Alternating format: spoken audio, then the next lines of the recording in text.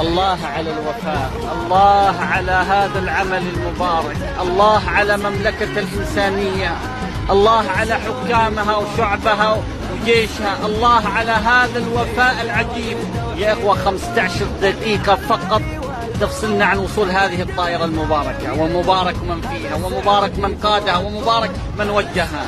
هذه 15 دقيقة سقط أحد زملائنا من ارتفاع 12 متر فقط، باكستاني، ترى باكستاني، مو مواطن ولا وزير ولا أمير ولا مسؤول ولا تاجر، مواطن عادي باكستاني يعمل، سقط من ارتفاع 12. أبلغنا، أرسلوا سيارة الإسعاف نظرا للازدحام المتواجد في طريق الحرمين، والكل يعرف ازدحام طريق الحرمين في جدة.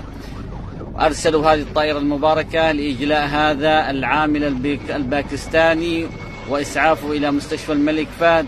حقيقة حدثوني يا سادة عن هذا الوفاء.